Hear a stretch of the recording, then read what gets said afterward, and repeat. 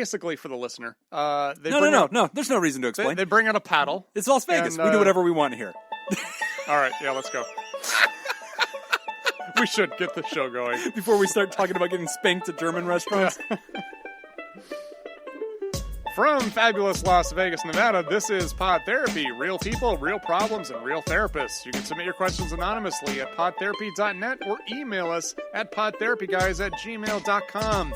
Happy Mother's Day to all of the mothers out there. Woo-hoo. And if you have not yet gotten your mother a present, go to Pod Therapy Bait Shop and get a t-shirt. And now, broadcasting from the churn, that guy's Dr. Jim Jobin. I'm Nick Tangeman. It's time for some Pod Therapy. You know what? I wish we would have done it. I thought about creating a t-shirt of Jim's Batmom for Mother's Day. I thought that would have been fun. ICS probably already has it. Yeah. If anybody's going to beat me to the punch, it's going to be them. Have you checked their store? Do we have one?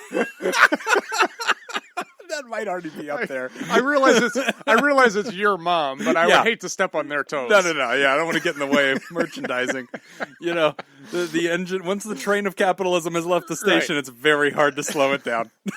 But we do have, we are in May. It is Mental Health Awareness Month. We do have a t-shirt that we are selling specifically for mental health awareness.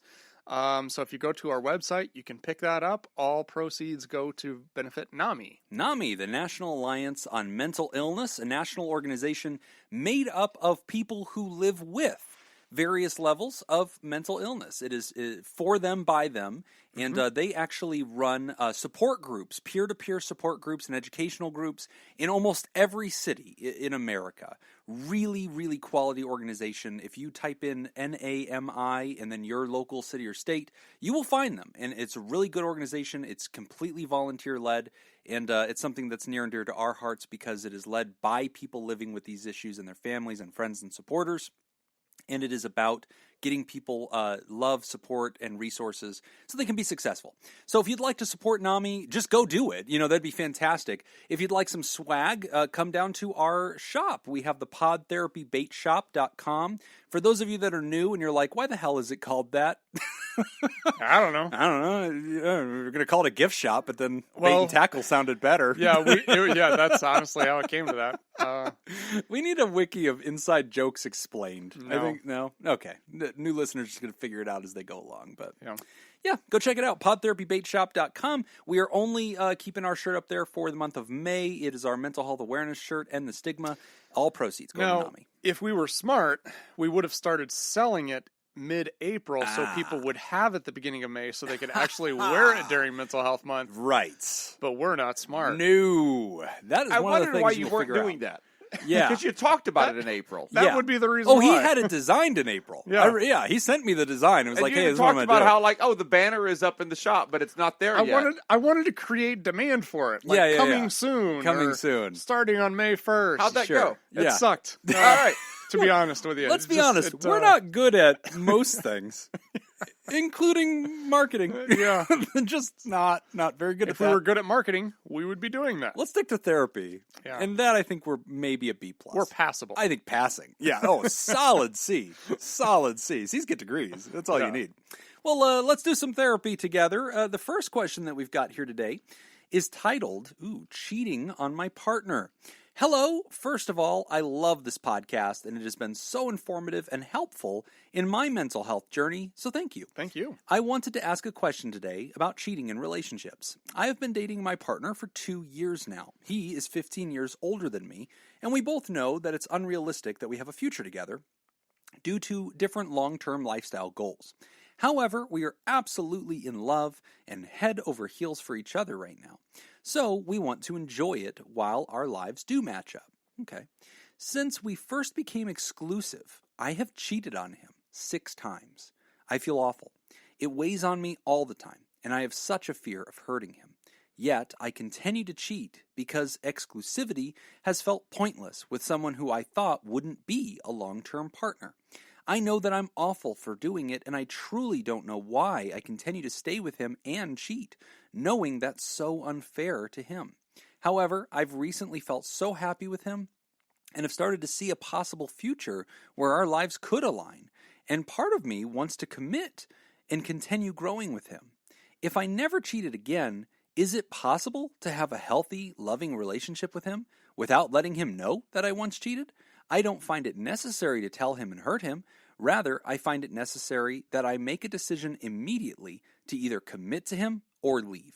I have a therapist, but feel way too ashamed to talk with my therapist about this. Thanks, guys. Love the show. Anonymous. Okay.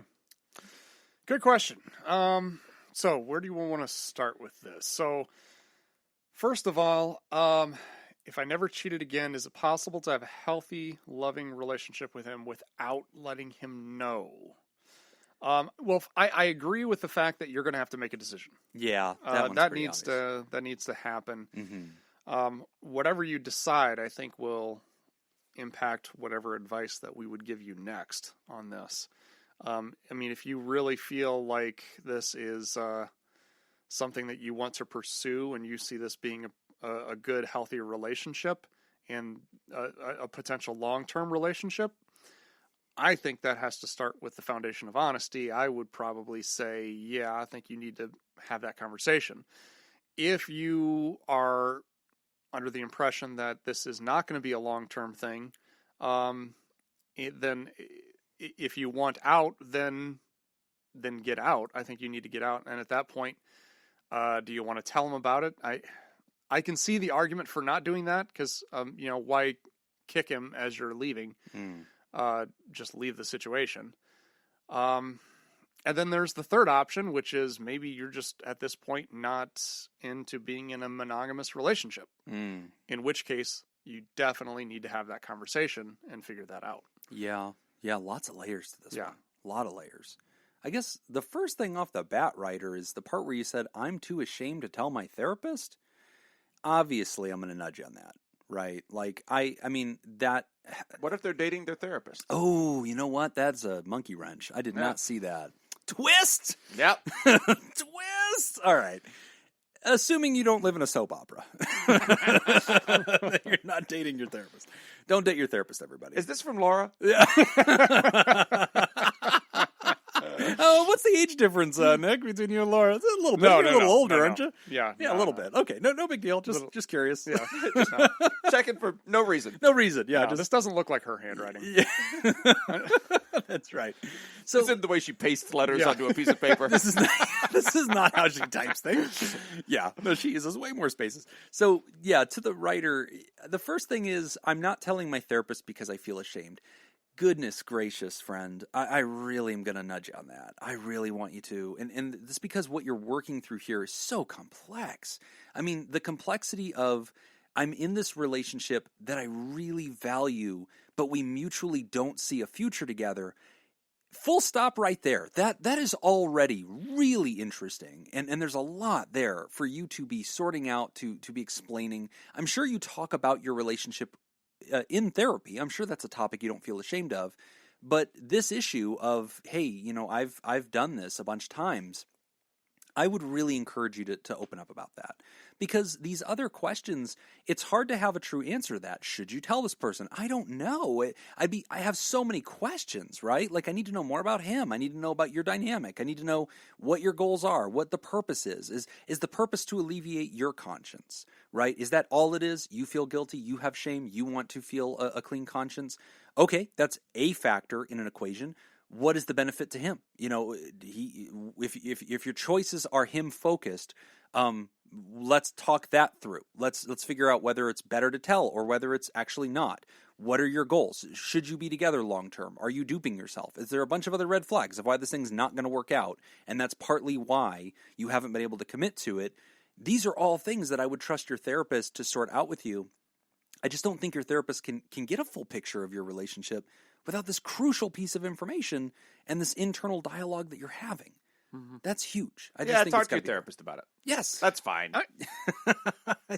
Just talk to him. Just talk to the therapist about it. Just do it.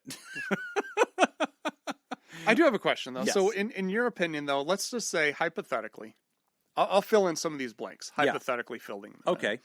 Let's just say she says, yeah, I have decided, things have been going really well. I see myself with this person long term. I want to make a go at this. I want to be monogamous from here on out. Do I tell him? I'm not on board completely 100% with saying they have to come clean with this. Okay. I think what would be the factors that would indicate to you that they shouldn't? If they believe that it's so complex here. It is. There's a lot It's going on way here. too complex. If this is a relationship that you think you want to pursue long term, and you want it to be monogamous, and you both agree that you want this relationship to be monogamous, I think that you can go from this point. And listen when I say the word "can," and don't conflate that with the word "should." Should, right. Yeah, good point. I think you can go from this point and say, okay, great. From this point, I'm going to be monogamous. And especially if you think that coming clean with the other information is going to end the relationship, then maybe you don't. Yeah. But here's the other thing, though, too, that we need to consider is it sounds like they already had that conversation when they made the decision to be exclusive. Right. So for whatever reason, that the decision to be exclusive at that moment didn't work to curb the temptation or whatever it was to be with other people. So why would it be different this time? Right. So we'd still have to look at the underlying issues, whatever those may be, of why it has been difficult to stay. I agree in that with that. Like you got to deal with that, which is one reason I would say go ahead and come clean. You have the therapist. You've done the work of getting the therapist. You might as well use the therapist. Good point. Yeah. And I want that person's opinion because I think that they're close enough to get to the details. It's possible they know more about this than we do. Slim. God, I don't know, guys. I mean, we have read an entire letter to which I listened to most of. Yeah. Hold on. But we have a podcast. Yeah. This microphone which says a lot. Looks pretty intimidating. We have a nice studio. I want you to understand. Well, Jacob does. He tolerates us long enough for us to do a show. A nice studio. We know a guy with a nice studio. I listened to more than half of that email. Yeah. Okay. Yeah. I feel pretty confident about it. But I'm kind of with Jacob on this. Like, I'm not so much concerned about whether to reveal it, I guess. I have bigger questions. If not revealing it is going to affect it. That's what I was thinking. That matters. If this is going to be something that just eats you up inside. Well, but talk to your therapist about it. There's a lot of times in life that you need to sit down and do your cathartic work with a therapist rather than burdening all the other humans in your life with things that they can't unhear. And so that's a big decision. I don't want it to just... I think I just heard was Jim complaining that this person wrote it. Yeah. Here's the thing. I think the Crayola answer, and listen, I come from like the Christian tradition, right? Where it's all about repent and confess and like, no devil may care, what you share. Get it all out there. I thought the Christian position was to have multiple wives. In some groups. Yeah. We try to sprinkle that in whenever we can. Or was it live hundreds of years? Yeah, Methuselah. we got a lot of positions, okay? But one of them that's pretty consistent in religious groups, no matter where you come from. Cut the baby in half. That's in there too. That's King Solomon. One of the things that's consistent from all religious traditions is, you've done a thing that was dishonest and bad, and therefore you ought to unburden yourself by confessing it. And as a therapist, I work with a lot of very religious people. Sometimes we have to get into the nuance and complexity of this. And sometimes I'll tell them, you and I need to talk about this. You need to share about this. That doesn't mean I want you walking around shouting it from the rooftops. Because I don't even know that that's right for you, right? And I don't even know that's going to be best for your relationships. So I want us to do the hard and complicated work of dealing with all of your emotional hangups with these decisions. I want to deal with how these decisions affected you. I want to deal with why. I want to deal with shame. I want to deal with guilt. I also want to deal with understanding, and I think Jacob alluded to this, why did you? Like, most people, when they tell me that there's been infidelities, they do that not because, oh my gosh, I just am a philanderer and I can't stop myself. There are those people. But there are also people that are like, I legitimately didn't think this relationship was going to continue. I met somebody, and you know what? I thought, I don't want to let this opportunity pass. I like this person. And I kind of placed a bet. And then a couple weeks later, I went back to the main partner, and it started to feel more solid. And now I regretted the decision, right? And so that is so much complexity about your need for future focus, your sense of safety in the relationship, your sense of stability in the relationship. That's so important. And so, like, these are the complexities that I'm interested in. I'm not so much interested in the confession. I'm interested in the complexity of the past and what you're going to need to see the future together. So let me oversimplify what I think you're saying. Yes. And you tell me if this is correct. Because I think I like the writer writing in with this question, but I think a lot of people have kind of the same question in the most broad sense, which is this: if I don't come clean with this, can we still have a healthy relationship moving forward? Right. So I think what I'm hearing you say is, yes, that is possible. You can still have a healthy, positive relationship if you don't disclose this information. Not saying that that's the right thing to do. Not saying you should or shouldn't, because there's so many other factors. Yeah. But if we're just saying, is it possible? Yes. Then your answer is yes. Yes. There's a great deal of things that people have gone through in life that their friends, closest family, or partner doesn't know about. And I think that there's a good conversation to have about integrity and secrecy and things like that, and having a clean conscience and all the things that matter in partnership, right? Mm-hmm. That's all fine, and that's very important parts of the conversation. But yes, hypothetically, but this is something that I have seen religious counselors do, and I do not like this, is when they'll hear a religious counselor, in my personal experience, they will read this question, they will hear this person in the office, and their first thought is, we got to confess this. You got to go sit down with your partner, and we just got to get it out. You got to get it out. You conscience, Jesus. And it's like, I don't love that, because that's not doing good work. I don't think that that's dealing with the complexities of all of this. Sure. And I don't think that that's taking even a safety approach for each person in the relationship and trying to manage the situation better, or even thinking about the whys. They get so quickly ahead of, and I think that there's this general narrative of American romanticism of like, you got to confess everything. And it's like, guys, that's an important part of this. Okay, we got to discuss that. I'm not, saying that doesn't matter. I'm saying that is the wrong place to focus on this question. You're just now coming to a conclusion that you might want to spend the rest of your life with this person, something you haven't been sure of for 2 years. And you've been so unsure of it that you've been able to partner with other people spontaneously 6 other times.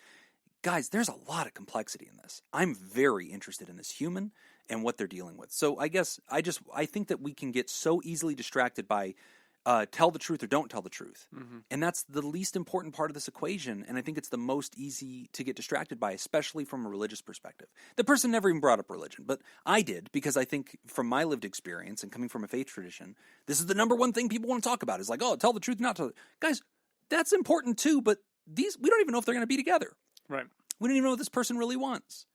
We don't even know who her partner is and whether or not it would benefit that person to know the truth or not, or whatever's going to happen next. So, writer, I love that you're talking to your therapist. My best advice to you is open up to your therapist about what you've told us. Wade into the complexity of this. Mm-hmm. If your therapist immediately starts banging the drum of like, confess, confess, confess, you've got to tell it all right now. Boy, I'd be really disappointed to hear that. Because I've met therapists like that.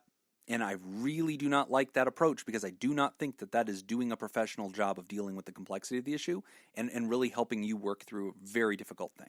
So I would say do the personal work first, then use that insight and that work that you do to help you make a judgment call about whether you guys are going to stay together and what you're going to do as far as like clean slating it or what needs to be buried so you guys can move on. Mm-hmm. Yeah. Very complex. Yeah, that's. But I want to treat it with that level of complexity too. Great question, writer. Great question. Talk to your therapist. Jacob's right. See you later, Laura. Anyway, thanks for writing in, Laura. See you at home. We're going to take a quick break. When we come back, we are talking about the responsibility to intervene. You're listening to Pod Therapy. Today's episode is brought to you by Smitty Scoop, Jake Schneider, Carolyn Albert, and Kevin Chamberlain. If you'd like to sponsor a show, become a Theraproducer at patreon.com/therapy. Our trivia theme in honor of our Theraproducers, continuing in the month of mental health awareness, is psychology. Ooh. These questions are going to be tough. Okay. So far, Jim is over, I believe. I think he is. I'm and then you got 2. one, yeah. right? I think you're 1 for 1. Yeah. Or 1 for 2. Yeah, you got a lucky guess. Oh, did I? Yeah. I thought I was over as well. No. I just didn't think that mattered as much because I don't have a PhD. Yeah. You have 100% more points than I do. Oh, okay. Here we go.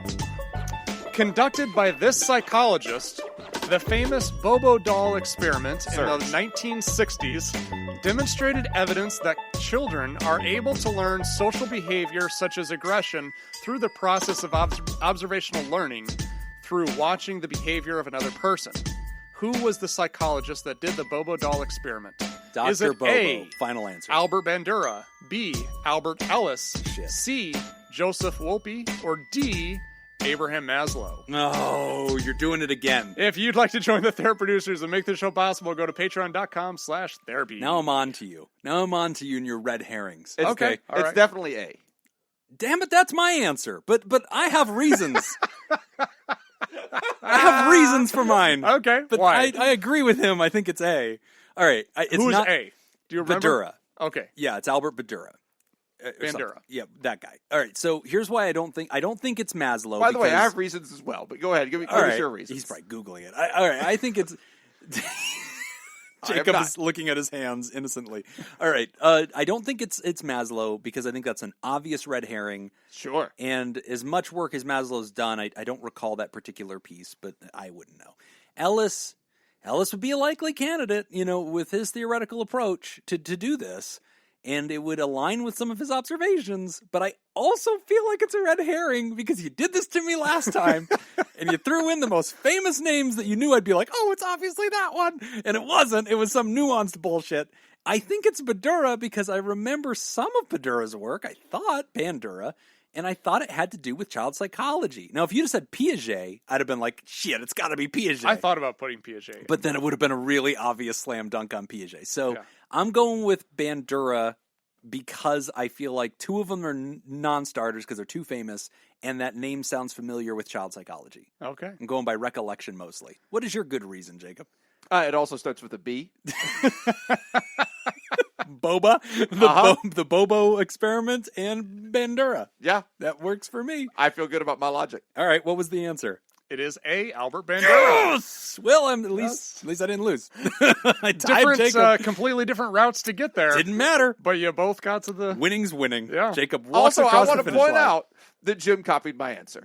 Right? I Yeah, there you go. did. He got there first. Damn it. Yeah.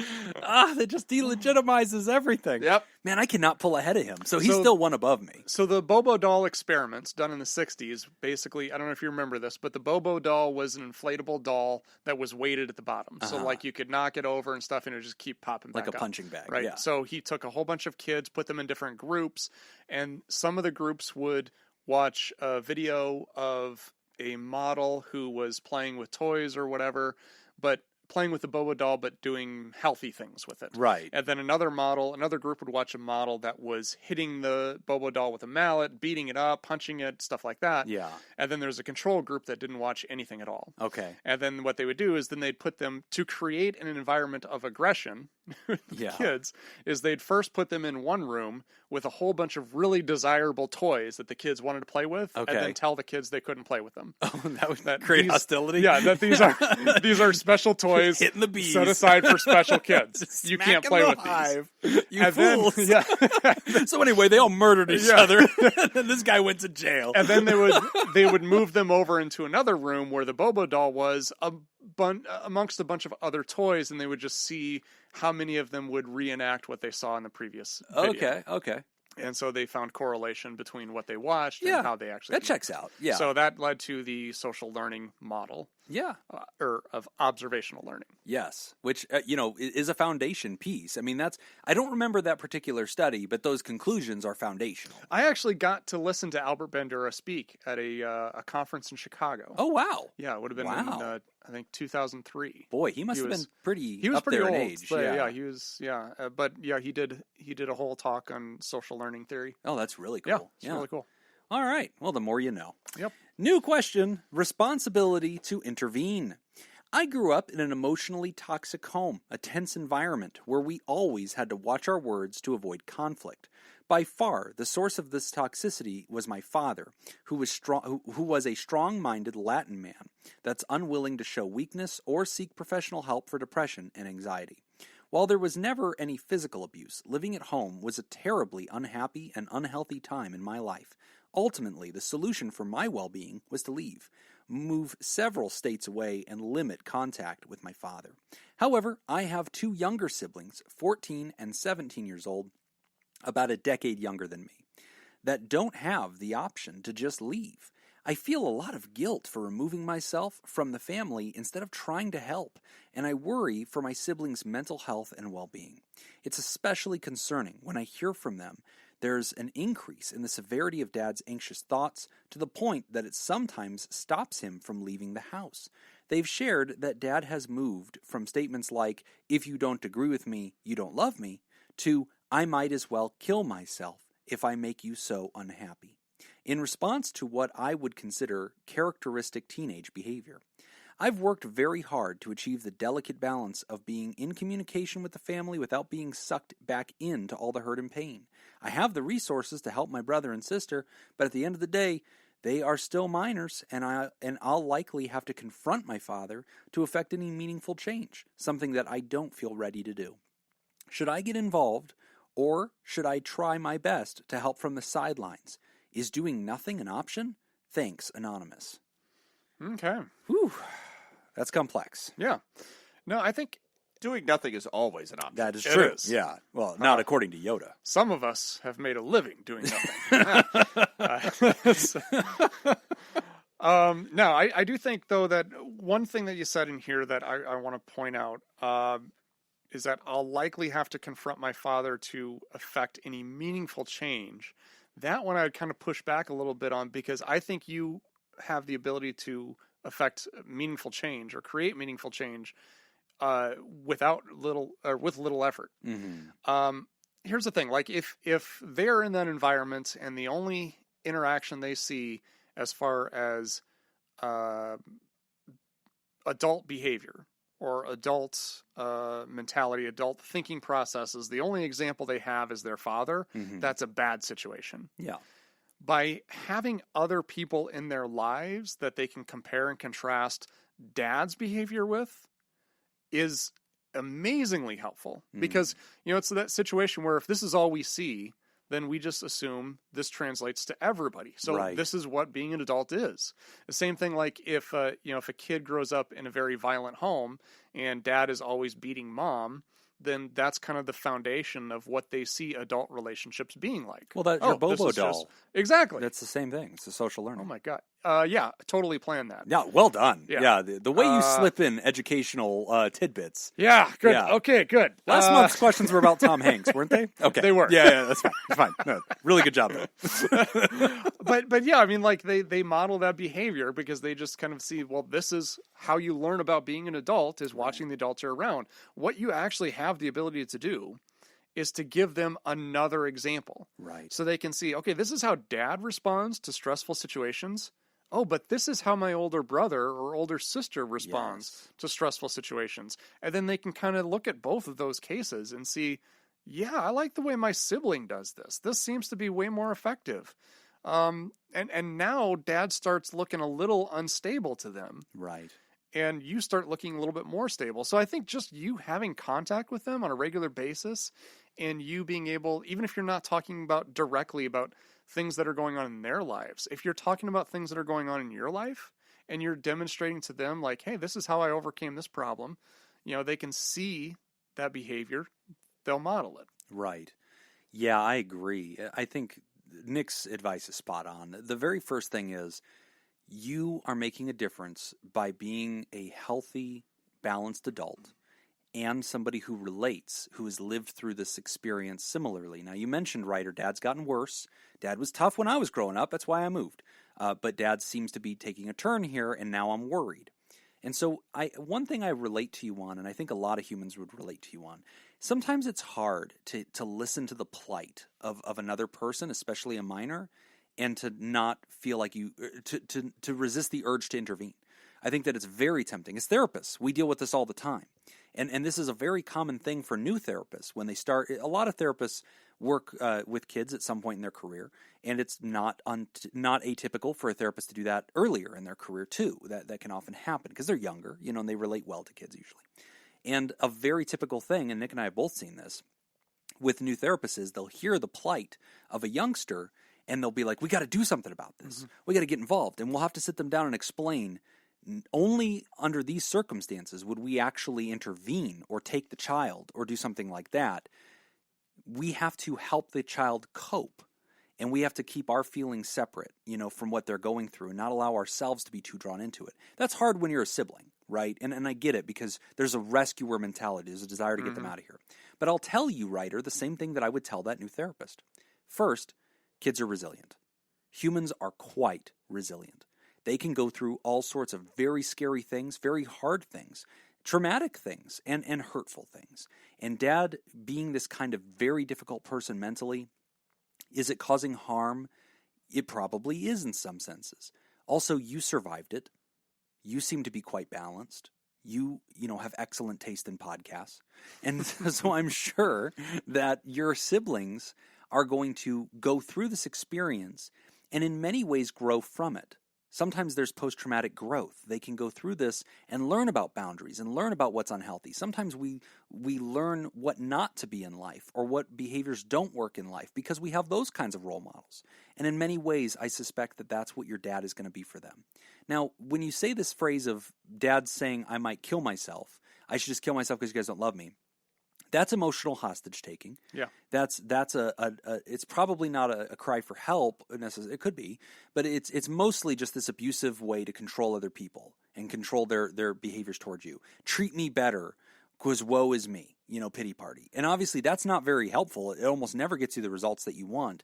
But it's also very thinly veiled. And I'm sure even the 14-year-old sibling can see right through that as this manipulative hostage-taking behavior that is unhealthy and inappropriate.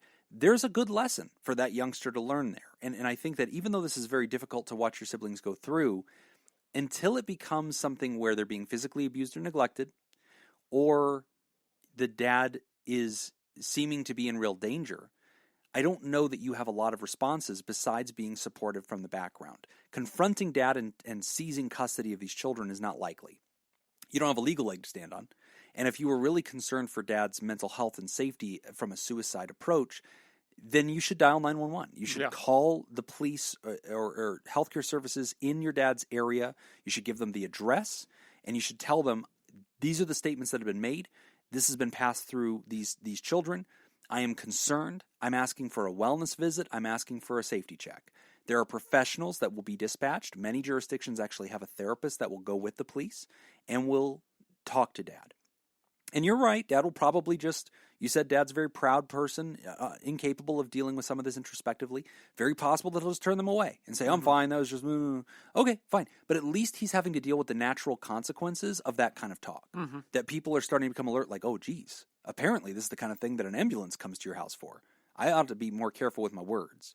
Maybe. And so I guess that would be the extent to where I could see the person responding. Yeah, if it's a safety issue, then you definitely have to respond. And I think, going back to what Jim said as far as like advice that we would give a therapist going through something like this, one piece of advice that I always gave new therapists would be your fallback position is always that of a cheerleader. Be a supporter. And that's kind of your position with your younger siblings. Your fallback position is that of a cheerleader. So you're going to be there to support them. You're just going to be there to hear them, to form a healthy relationship with them. If you do that, I think that's going to have a much greater impact than what you realize. So I think that's probably your best spot of intervening. Yeah. Now, as far as your direct contact to dad, I can see your position. I can see where you might be thinking, do I want to at least call and be the adult sibling and talk to dad and say, Dad, you really need to, be better with this, or Dad, I'm concerned about some things. And I could see where you might feel like you have that voice, or maybe you guys have that dynamic where you can confront him as a family member. I'm comfortable with that to the extent that it doesn't put you into a really bad mental place. It sounds like this is so taxing for you. It's so hard to even think about contacting dad that you've created this very delicate balance and had to separate yourself by literally states. I worry that I don't want you to feel like you have to enmesh yourself back in a toxic relationship because that person has hostages. I feel like I just want you to support the hostages. Yeah, I agree. And which I think will have a greater impact than talking to Dad would anyway. I think it probably would. Yeah. Now, but go back to my point about natural consequences. Sometimes there's these people in life that can be like verbally abusive, emotionally abusive, do this hostage-taking behavior, and if they're throwing all this stuff around all the time without any consequences and everybody's always cleaning up their mess, sometimes they never learn. And so sometimes in life, it's okay to allow them to experience a natural consequence like, hey man, you're talking about killing yourself. I'm going to have somebody give you a phone call and like check in on you here. Like, how serious are you about this? You know, we do love you. We're not like goading you. We're not tempting you to do it. But like, you do need to realize there's, you know, an effect to what you're saying here. So, and that might happen. I'm sure if these kids told their school guidance counselor, you know, what dad's saying at home and what's going on, there might be a wellness check, or guidance counselor might call dad and say, hey, can I have a meeting with you? I just want to check on you. Like, are you okay, man? Like, your kids seem to be struggling. So, you know, empowering your siblings to maybe not keep that a secret, to maybe share that with a guidance counselor at school, getting help for themselves, guiding your siblings toward resources. That's going to have, I think, the best net effect. Mm-hmm.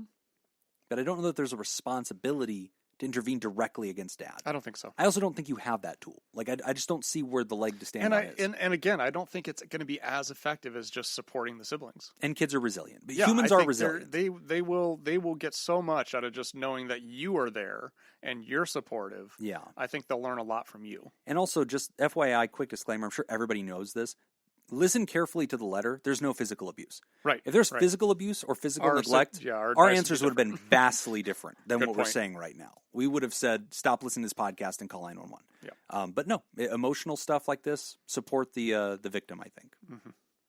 Good one. Good question. Nothing, always an option. Always an option to do minimal. The light touch. Less is more. Great question, though, and thank you for caring. You know, thank you for being a human who wants to support other people's mental health. Thank you for having this on your radar. And remember, self-care is not selfish. Mm-hmm. Self-care is role modeling. And your siblings might need to see that, might need to see you living well, why it's working for you, and to feel hopeful for their own futures. That might be important. And be prepared when the 17-year-old hits 18 to receive them if they are like, listen, I need an exit. Will you please get me out of here? But I also can see why both of you would be like, oh, no, we left the 14-year-old to fend for themselves. Yeah. You know, and I get it. These are complex situations, but encouraging your siblings to get to their own proximity resources, like a school guidance counselor or something like that, I think would be exceptionally important in this situation. Yep. So, but great question, Ryder. Hang in there, and please write us and update us. Let us know how it turned out. We're going to take another quick break, and when we return, we're discussing student debt and how to deal with it. You're listening to Pod Therapy. Today's episode is brought to you by Smitty Scoop, Jake Schneider, Carolyn Albert, Kevin Chamberlain. Would you like to become a sponsor for the show? Go to patreon.com/therapy and become a Theraproducer. Woo-hoo. Our second question today. Here we go. Nisbet and Wilson's halo effect experiment of 1977 demonstrated evidence to support which of the following observations? This is the halo effect experiment 1977. A. Positive cognitive biases exist in the evaluation of personal attributes of individuals whose physical characteristics closely resemble society's depictions of angelic figures. Oh, I'm already so bored. B. Children with aggressive behavior who form close relationships with non-aggressive children become less aggressive over time. C. Intimacy in romantic relationships is shown to have an inverse relationship with the intensity of fundamental religious beliefs. Or D. Global evaluations of a person can induce altered evaluations of the person's attributes even when there is sufficient information to allow for independent assessment of them. Holy crap. If you'd like to become a Theraproducer, go to patreon.com/therapy and Here's why I'm mad. I'm mad already because I know he stopped listening 5 words in. And he's going to guess it and right. He's just going to guess a letter, and he has just as much chance as I do. And I'm like sitting here listening to you read the phone book, looking for anything. And each of those was well written. Like, very plausible. Jim, I'm going to tell you right now, that's not why you should be mad. I'll tell you in a minute why you should be mad. I'm going to get it wrong? Go ahead. It's not A, because I think that's an obvious red herring. Do you want me to summarize what each of these are? No, I got it. Okay. I got it. All right. It's not. Please don't summarize. Yeah, no, we're anymore. good. We're right. really okay. Yeah, it's fine at this point. It's not the angelic one. That's A. That's dumb. B, made some sense to me. C made some sense to me. The D one about the global, invert. No, global evaluations of a person can induce altered evaluations of the person's attributes. Yeah. I don't think it's that. I think C makes some sense about the intimacy inversion. That yes, but I really think it's B. And B was the one I think that was like, children. What was B? Children with aggressive behaviors who form close relationships with positive peers. Non-aggressive children become less aggressive over time. Okay, here's why it's B. It's B for multiple reasons. First, it's B because of the Bandura thing in the first question, which means you were reading a particular chapter of a particular book and you found this on the same page. And so it's going to be child psychology and social observation based because you're way too lazy to turn the page and find another one. Okay, so that's the one. So it's B. So it's B final answer, and that's all my logic. It's hinging on me being lazy because I would never put any work into it. Yeah. A, I do not know anything about the Halo experiment. B, the word Halo gives me nothing. And C, I'm basing everything on my observations of you. Okay. I'm all in on B. I will now tell you why Jim should be mad. Okay. Because I'm going to pick B as well. Because you were just going to piggyback. Because I can't get ahead. Oh, that's right. Dang. What was the answer? The answer is D. Damn it. Global evaluation of a person can induce altered evaluations of the person's attributes, even when there is sufficient information to allow for independent assessment of them. What this means, essentially, what they did, the halo effect essentially is if they look at one quality, that quality has an effect over other attributes of the person. Yes. So they had a person who was a professor that had a foreign accent, and speaking in English had a foreign accent, and then one control group or one group watched the professor have a positive interaction with the student. Okay. The other group watched the professor have a negative interaction with the student. Okay. And then each of them rated the professor on other attributes other than their personality and how they communicate. Okay, they inferred other areas from one observation. They looked at how well was he speaking English. Okay. With his foreign accent, how well was he speaking English? How attractive was he? Oh, wow. All these other attributes. And what they found was that the people who saw him having a negative interaction rated him lower on all other attributes. Oh, wow. So that is the halo effect. If you see somebody that you see one thing, you will judge all the rest of the qualities lower because of that one thing. Here's where this applies to real life. Yes. This applies to real life in video games. Because in these video games that I play where there's like RPGs, your guy can be good or bad. Like you can make choices that make your guy better or worse. And when you choose good, you get a lot of benefits from the villagers. The villagers like do extra things for you and like give you better deals and all sorts of stuff because of the halo effect. That is exactly what Nisbet and Wilson were studying. Was try to get ahead in the video games. But of course, being evil in the video games has its benefits too, Nick. If you're bad, sometimes they give you a good deal at the store because they're scared of you. So, also I've set fire to that man's store several times. So now when I show up, it's just like, whatever you want. Like, it's cheaper to let you rob me than to watch you burn down my store again. Yeah, okay. I didn't think Jim would get to something that I cared about less than Nick's thing. You should hear my opinions on Boy, was I incorrect. We surprise you every week. It's true. New low achieved. All right, let's talk about student debt. Hi, guys. I wrote you a while back about applying to grad school to become a psychotherapist. I applied for master's counseling programs, and I got into one of them. Hey, congratulations. Yay for avoiding total rejection. Now that I'm in, I'm wondering if you have any advice for dealing with the inevitable debt. Maybe things you wish you would have known or done. Oh, good question. Thanks. Hoop doop scoopity whoop. I like that name. Hoop doop scoopity whoop. I'm glad for that letter just to say that name. Things I would have done different. You went local, didn't you?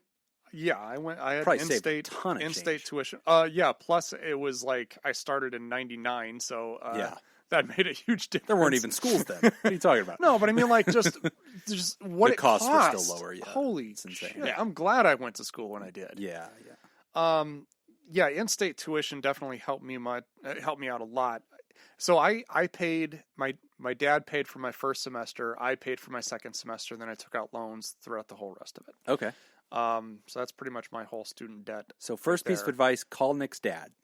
Yeah, and he's willing to pay for anybody's school. Really nice guy. He, If you can find him, yeah, he'll you pay. can get hold of him. Yeah, Not the whole thing. absolutely. No. But a semester. He'll cover a and semester. He'll put on this show that why would I pay for somebody else's education? That's It's what he just- said to Nick. It's just a show. Said the same thing. Yeah. Just keep pushing. Who He'll are do it. you? You're not my son. He'll do it. How did you get my number? How did you get my number? It's exactly what he said to Nick. Push through all that. The effort will be worth it. Yeah.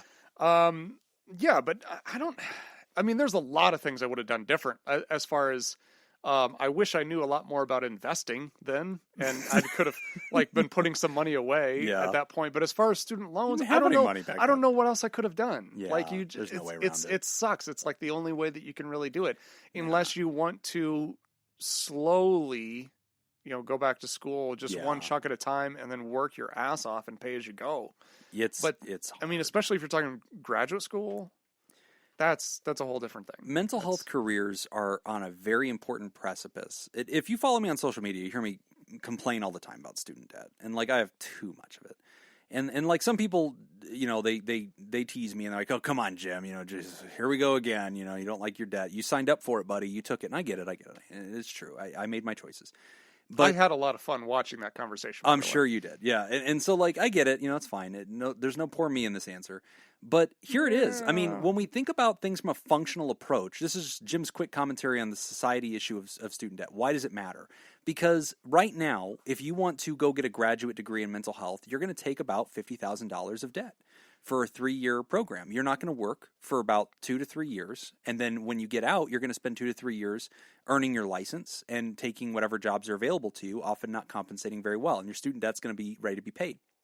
That's a pretty heavy payment. At $50,000, you're talking like $500 a month on the low end is what your payment is. That's a damn nice car. And most people in the early phase of their career can't afford it. So it's a society problem, because whenever we have created an education system that is that steep, we put people in a position where the career can't compensate for it. And then we just have people avoid the career. So we don't have enough mental health professionals in the world. And in part, it's not, we can complain about they're not paid enough, but also the system is just designed in such a way that it's not encouraging it, right? So anyway, that's I'll get off my my soapbox about that. How can you help yourself? One, there's a lot of times people pick the Capellas, or there's that other University of Phoenix, Walden. Yeah, and they pick those because they're very accessible, and they're honestly decent programs, and they have good work, but they are top dollar. And a lot of times, I think people are very tempted to go for these programs that are A, accessible, and B, somehow have a great reputation. You don't need to do that. That is a great point, because cost does not equal reputation. No, it does not matter. And at the end of the day, what matters the most is that the school you pick is regionally accredited. The first thing you need to do is go to your state that you want to practice in, look up the regulations with the Board of Examiners for your discipline. If you're going to be a marriage and family therapist, social worker, professional counselor, go to that board, download the regs. It will say, you must attain a degree that looks like this, has these classes in it, and comes from this kind of university, has this kind of accreditation. That's what you take to go shopping for a school. You then pick a school that matches that and is in your cost range. You almost always can pick a local school and save tons of money. Mm-hmm. And I would strongly encourage that. You mentioned you've applied to a bunch, you got accepted to one. I'm sure there's a huge temptation to go to that one.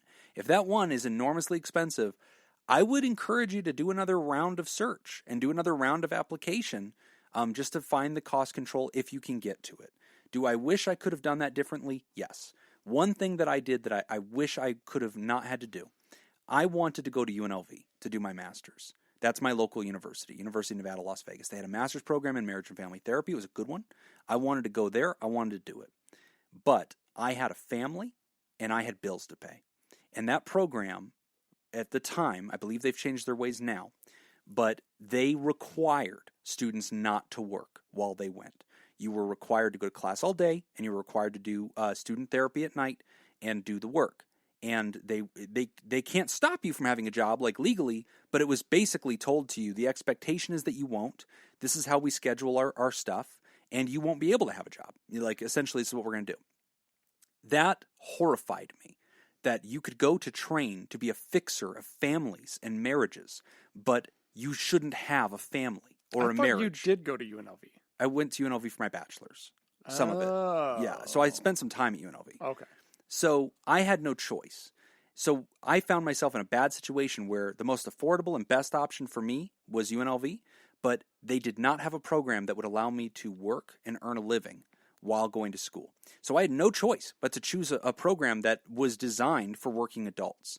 And that's how I ended up going to Liberty. I'd already gone to Liberty for my bachelor's. That's why I went there for my grad, because I was already in. They already had good distance programs. They needed me to go there during the summers and spend my summers there, but I was a school teacher, so I could afford to do that. Well, and WWJD. Jesus told me to do it. Yeah, definitely. But Jesus charged me an ass load of money. Of course he did. Yeah, Liberty charged top dollar because it was private school, because they were accessible, all the same things. All this BS about flipping tables over for tax collectors. No. Yeah, Jesus got his cut. Yeah. Whatever. Yeah, Jesus. Falwell got his money. Yeah. Falwell got a good chunk of my money. So I owe a ton of money, because of that. And then I did my doctorate later. That's a different story. But for you, I would encourage you to try to find local things. You do not, the cost of the program does not translate to you being a better therapist. What would you have done differently? Did I miss that part? I wish I would have had better options. I didn't. My choices were to suffer financially and put my family in harm's way to go to grad school, which I wasn't prepared to do. I was trying to go to grad school to have a better life. That was not responsible to my family. I would have just kept teaching for the rest of my life. Yeah. So I had to make a decision, and my decision was take on enormous debt to change my life and change my career. Am I glad I did it? Yes. Has it financially rewarded me? I'm better off now than I was as a teacher. I have tremendous bills for the debt, but I'm glad I made the choice. It changed my life. It gave me an identity. I'm proud to be a therapist. I like that this is what I do for a living. I like the lives that I change. So it's worth it, Ryder. It's absolutely worth it. Do those cost savings if you can. Find a program. But please do not be attracted to exclusivity or the price tag. They will sell you on this and be like, we can do so much more because we charge so much more. That is rarely the case. You're going to have to teach yourself no matter where you go, so you may as well go to something as affordable as you can get it. Yeah. But that doesn't mean that you always have the option. I didn't. I did not have the option. I had no choice. I had to go to the only program at the time that was offering distance, and I had to spend my summers there and do what worked for me, and I've been paying that bill ever since, and it is what it is, but you can do it. So that would be my encouragement to you. And then here's another piece of real-world advice. Go to HRSA, I think it's .gov, HRSA, or just Google it. It's the Health Resource Scholarship, something. Basically, if you go into a healthcare career and you have student debt, there are options to work in at-risk areas and underserved areas. And if you type in your city into the map on that thing, it'll show you the areas that qualify. And if you work for a company or group that's associated with HRSA, it'll be like a local clinic or whatever. You might qualify for federal assistance with your student loans. And sometimes it's a very healthy amount. Sometimes they will pay off your student loans. The government will, tens of thousands of dollars a year. For you doing this work. So HRSA is always something I point people toward, especially if you're going into a healthcare career. They also have a tab there for grants. Yeah. So you can check that out too. That might be helpful. Yeah. But, is it worth it, friend? It is. But you do need to be cost-minded. You should definitely do that favor for yourself. I think that one mistake a lot of people make is they just say, screw it, I'm doing it, because it's hard. You have so many hard things to overcome to get this done. It's not an easy thing. It's rigorous. There's a reason grad school is hard. There's a reason a lot of people don't do it. You're learning a healthcare discipline that's already not an easy thing to learn, and you have to change as a human to do that discipline well. There's a lot that you're going to have to overcome, and I think so many people get intimidated by all those other factors that they just say, screw it, I'm not going to sit here and agonize over price. I need to get going. I want my time. I don't want to sit here for 3 years thinking about it. I want to go now. And I get that. But as much time as you can give to the conversation of cost, you should. It is worth figuring it out. Mm-hmm. So I'm glad you're asking this question. There are lots of options, but don't believe all the phony baloney where people are like, oh yeah, just get a grant, just get a scholarship. You'll just get out and people will just hand you money and pay off your loan. No, they will not. These are yours. You're going to have to deal with them. It's hard. I wish society was built a little bit differently so that we didn't disincentivize, some professions, but it is what it is. So definitely be cost-minded. Good question. Thanks for writing in. Thanks for writing in. If you've started supporting the show in May, we are so grateful that you found us, that you've started supporting us at therapy or patreon.com/therapy. We record these episodes a little bit in advance. Today's May 2nd, and we're recording a couple of episodes. So if you've started supporting us since May 2nd, you won't hear us announce it on this episode or the next one, but we will always announce it. You can go to our Twitter, which is at PodTherapyGuys, and we always acknowledge every supporter as soon as they start supporting the show. But we do have a new TheraPal to announce. Daniel Matthias Ferrer. So I love listening to Coffee with RJ in the mornings. I go to Instagram and I follow Magic Fun Guy and Zaspit, which is Daniel. And every morning they do this coffee thing at 8 a.m. where they just hang out. Daniel sings this awesome song with a guitar. It's like their opening theme song. It's really fun and playful. I just watched Daniel make a cocktail the other day. He walked out into his garden in Portugal, where he's hanging out right now, and he just starts picking thyme and all this stuff. He gets out a kumquat and he muddies it in this glass, and RJ was giving him a recipe, and he's just sitting there making a drink with gin, and it was beautiful and really fun guys to listen to. What did he go out in the garden and pick? Thyme? Thyme? That one. Okay. We also want to thank our new Therapod, Shayla Bullock. Welcome back, Shayla. Great to have you. And, of course, we want to thank our Theraproducers, the bosses. I'm sorry. We have a new Pterodactyl. Oh. Tori Snyder. Oh, yeah. Joined this morning. That's so right. I put it on mine. I forgot to send you the updated Welcome version. to the Pterodactyl Gaggle. Love having you, Tori. And of course, we want to thank our bosses, the Saccharin 16, the mysterious and shrouded Illuminati members of the fan club, the Theraproducers. Thank you, Smitty Scoop, Jake Schneider, Robert Brownie Jr. Mint, Kayla Lansbury, Elio Dare, Judy Schneider, Nathan's Hot Dog Scoop, Dr. Ben Don, Crazy Banana Scoop, Mason Miller, Scott Jameson, Carolyn Albert, Leon Kassab, Kevin Chamberlain, Malaya, and Richard Macy. If you'd like to hear this episode supposedly uncut and unedited, you probably don't. We'll see what makes it. And enjoy our spontaneous side projects, go to patreon.com/therapy. And thank you for supporting mental health. That's all the time that we've got for this week's session. We want to thank our landlords, Matt Mattingly's Ice Cream Social Podcast.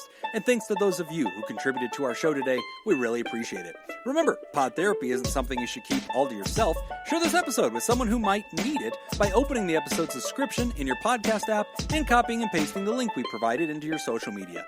Don't forget, you can find us at facebook.com/podtherapy, on Twitter @PodTherapyGuys, on Instagram @PodTherapyGuys, and at patreon.com/therapy. Do you want to submit a question to the show? Ask anonymously at podtherapy.net or email us at podtherapyguys@gmail.com. I'm Nick Tangent. I'm Jim Jobin. Thanks, and we'll see you for your appointment next week. Oh, Katie. Poor Katie. Asking questions thinking they'll get answered. Well, she is a patron.